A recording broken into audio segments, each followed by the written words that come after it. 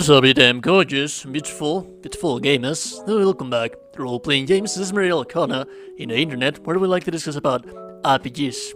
Before we move on with the matter of today's video, I would very much, like always, like to invite you to hit the like button and also subscribe to the channel if you're interested about Souls games and Elden Ring guides, all that stuff. But also, talking about that, Elden Ring, one of the most anticipated, if not the most anticipated game of 2022. You know, there always has been a specific discussion about Souls games. Should they have easy modes? Well, I do not think they should, but the thing is that ever since Demon Souls, there is something called easy mode inside of them, by the name of Sorceries. So that is what we are going to be discussing about today. But also, when we discuss about sorceries, we discuss about learning curve. You can easily mess up your character real bad in Souls games if you're not mindful about what you are doing. And the learning curve for sorceries and all of character builds in Souls games, they are actually quite high with some spikes out there. So, I'm going to be focusing on teaching you everything that you need to know about magic, about sorceries, so that you can build your own character in Elden Ring without troubling yourself that much. Because like I said, well, Souls games tend to work differently than other RPGs, and you might actually get confused around here and there. So this is focused for new players, so that you know everything that you need to know about magic, but also it might actually help some veterans as well. You might learn something new. That being said, let's go through the stats first. Your most important stat for your mage is obviously going to be intelligence. There is something called soft cap.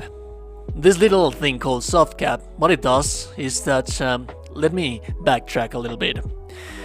You want to be as efficient as possible. There is a huge difference between dealing the highest damage possible and also being as efficient as possible. In Dark Souls, you want efficiency. You also want to deal damage, but you want to be efficient. It's not all about damage in Dark Souls, it's not all about damage in Souls games. So you need to be mindful of that. That said, intelligence is still your priority. Secondly, attunement. Attunement is going to give you focus points, which is essentially mana. The problem is that in Elden Ring, well, in Souls games, attunement increases your memory slots, your attunement slots, which determine how many spells can you carry.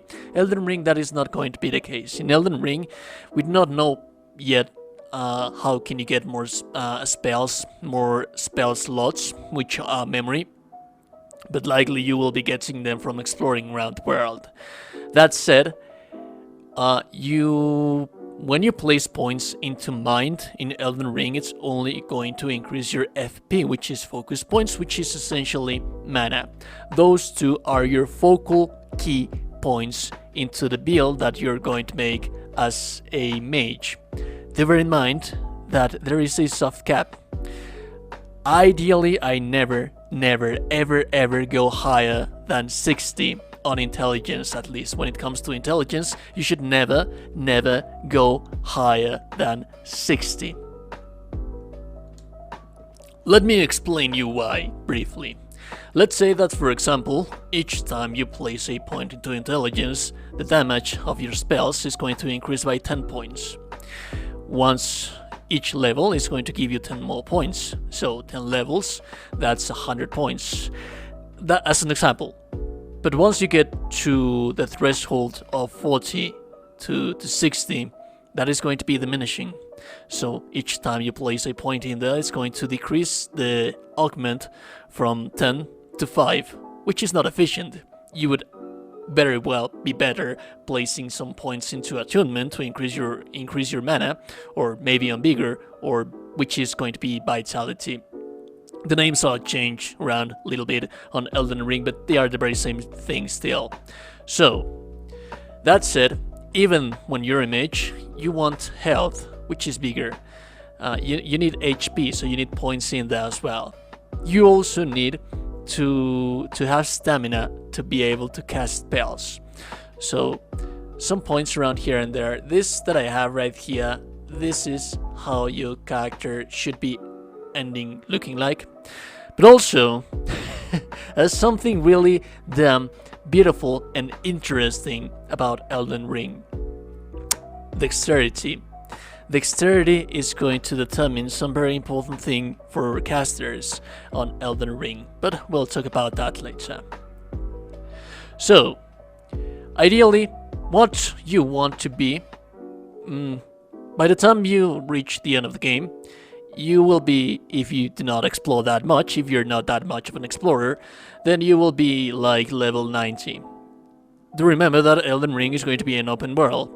So if you explore a little bit, you should end up at level 140, 150, which is something that you could not do in Souls games, Souls normal games. By the end of the game, which is 30 hours of exploration, you ended up in like 90 or 100, and then on New Game Plus, you could level up a little bit more.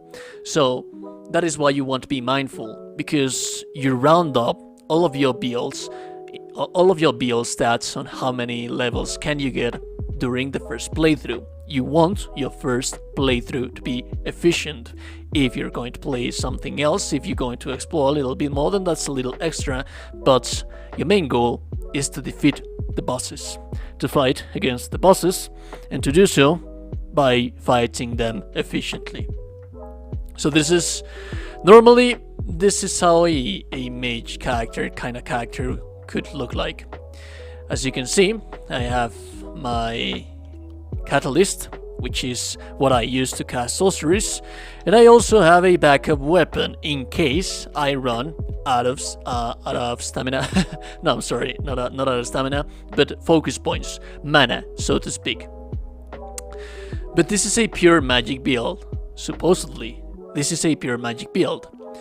If this was a pure magic build, I would end up being like a level 100, like I told you before. I would end up being like a level 100. But I have 30 points into dexterity. Why is that? Well, in Elden Ring, your stats are going to change a little bit depending on the stat. Let me explain.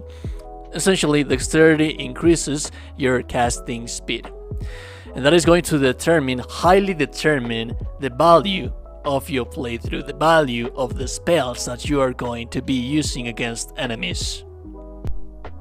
So let us then discuss about those spells. Not all of the spells that you have are going to be useful.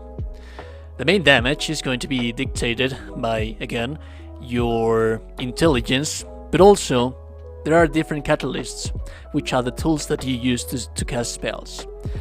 The one you want to have better is on scaling, a very good scaling weapon. If you do not know about scaling, I have different videos on that, so you should very well watch them as well. I'll have them at the end of the video in a video description card. But there are different catalysts. Right here I have one that has a scaling, which is what you would need to have if you want to focus yourself on sorcery. Different catalysts have different functions, and they vary between the build. When you have more knowledge about Souls games builds, then you can play around with them to feel specific purpose you might have for them. In this case, this is going to be focused for purely magic build. My second weapon that I have right here, this is a weapon that is likely going to be on Elden Ring, the Moonlight Greatsword. It's likely going to be an Elden Ring, and it's also a weapon that scales off intelligence. So on the melee side, I have this main weapon. So when I run out of stamina, or I'm sorry, when I run out of spells, I have this as a backup. But what spells do I want to be using? Different spells do different certain things. Some, like I said at the very beginning of the video, you do not want to base your playthrough, your style, your play style on damage. In Souls games, you want to be efficient. Let me show you why. For example, I have the Souls Greatsword. Ideally, I do not want to be using this little thing. It's like an area of effect kind of spell, and its casting speed is actually quite fast, and you will notice right here that it's a decent spell. I have fair distance with my enemy, but still it's not like that efficient as you may say. Maybe if I'm fighting against like many enemies like that, it could be efficient, but it's not like the best spell that you could possibly have. And then you have Soul Stream. Soul Stream is the highest damaging spell that you have in this specific Souls game, which is Dark Souls 3. You'll notice right here, it doesn't matter if he uses his heal. If I launch this thing against him, he's going to die. With this thing, I can dish out like 1,000 damage, opposite to my Crystal Soul Spear, which is going to deal 900 damage. So how do I differentiate which one is better than the other one? You see, there is a 200 damage difference. So you may think, maybe Soulstream is better because it has higher damage. You could not be more mistaken, my friend. All of these games is to fight against bosses. So like I said, you want efficiency when you fight against those specific bosses. The playstyle that you adopt against those bosses is inherently going to be waiting, studying the boss, and waiting for that window of opportunity to appear, and then I can plan my attack and then attack. But for example, let's say that with Soulstream, I will deal tremendous highs, tremendous amounts of damage. But as you will notice here, when I cast this thing, it takes ages to cast, and even when I'm casting it, I am still open to enemy attack. As a mage, you will notice that I do not have that much health. I do not have that much armor either. This is a very, very light armor. So, as a mage, I want to be leveraging all of my assets, which is fighting from a distance. As a mage, I do not want to be close to the enemy. I want to be at a safe distance. And if I want to save like my FP, my mana, and so on and so forth, then I attack from the distance. And since he's almost dead, when he comes to me, I will finish the landing blow in there. So yes, by all means, this little thing that I have right here, let's showcase this one to this with another character, with another enemy. This has also a higher health pool, but you will see that the difference of damage is still a huge difference of damage. It's like 300 more damage or something like that. But it's also going to leave me open. Why do I want to use that if it's going to take 24 years for me to cast it? By the time I finished casting it, I got interrupted, and there was no point because the boss that I am fighting against is going to literally kick the hell out of me. So that said, it is a better idea to cast this thing and get away from enemy's harm. And you will notice that I can cast several of this one, and then get away from the enemy's harm. So yeah, like I said, Elden Ring is going to have a huge variety of spells. With that huge variety of spells, I need to use them with wisdom. I need to use them properly. I need to take a look at them.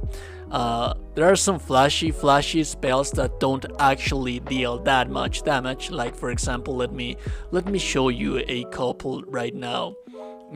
For example, this one or this other one. This one right here. As you can see, it looks flashy. I mean, it looks nice. This other one as well, but I cannot really control them that much. I don't really have that much control on them, and this is a fairly weak enemy, and as you can see he's just standing there like, hey dude. Also, this other one, it's not like that effective. Like I said, maybe if you use this like if it was a shotgun, then probably that's actually quite effective.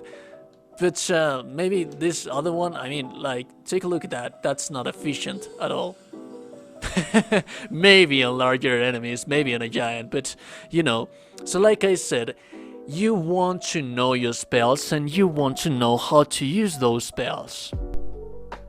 And finally, why do I want Dexterity on Elden Ring? Well, Dexterity is going to increase my casting speed. So if I am fighting against someone, against a boss, it is only natural that I want to cast as fast as possible to get out of the way from enemies' harm. So, why is that so damn important? Well, one of the highest possible damaging weapons are completely scaling physical weapons because you can enchant them, you can place buffs on them. So for example, take a look at this damage that I have right here. The R weapon 1, 398, that's for my one-handed sword. 594, that's for my two-handed sword. So ideally, for a pure magic build, I want to be using my Moonlight Greatsword because the requirement, it's intelligence. As you can see, I need 26 intelligence, as you can see right here. And I am definitely going to be using that 26 intelligence because at the end of the day, my intelligence is already on 60. But let me attune this little different thing that I have right here, which is this one. So, virtually, when it comes to practice, I want to be away from the enemy. But also, I want to be as efficient as possible. Remember that. Remember that for your build. So I want to be able to fight from a distance. But when I am exploring or when I run out of mana, I also want to be as efficient as possible by using my melee weapon, which is going to be my second resource. Or maybe you're a spell blade. Maybe you're basing your playstyle on your melee with magic usage as a bonus. I don't know, dude. You might actually play around with that. But remember, efficiency. Virtually, this is higher damage. But since it is a two-handed sword, it takes way too much for me to land my hits. It uses way too much stamina due to its weight. Also, it takes way too much weight from my weight ratio, which is important because the more weight that I am using, the more armor that I can use. So what if I took away this and I place heavier armor on my character? Remember, right now this one has more damage, like 200 more damage. This one is 600, this one is 400 damage. But what happens when I do this? Now this one is 630. And do bear in mind that this is a one-handed weapon, which means that the speed that I am going to be attacking, it's going to be tremendously high. On 3 hits, I was able to deal 1000 damage. And that is possible because the weapon, as you can see, it scales on S on Dexterity. I have 40 points on Dexterity. And why do I want those 40 points on Dexterity? Because it's going to increase my casting speed. So it's going to increase my DPS when it comes to magic, but it's also going to increase my DPS when it comes to melee attacks. And that is essentially everything that you need to know about magic. Like I said, When you play Dark Souls, you want to be efficient. You do not want to focus yourself on damage. You want to be an efficient player. You want to take care. You want to take the most out of everything that you can have out there. Everything that you have out there, take care of it. Be mindful of everything. Remember that Miyazaki and the From Software team has said that Elden Ring is not going to inherently be easier, but it's going to offer the player a little bit more tools to tackle onto the game. I am going to be discussing those tools in this Mariel channel, so if you're interested in that, stay tuned, subscribe to the channel, and if you find the information useful, if you learn something new, if you're a veteran and you learn something new, then why not? Take a chance. We discuss about RPGs in here, we discuss about news, new games coming, and reviews and guides, all stuff RPGs. That being said, remember that if no one has told you today that you're a gorgeous and beautiful gamer, then you are indeed a gorgeous and beautiful person. Thanks for watching, and have a beautiful, beautiful day. I'll see you guys in the next one.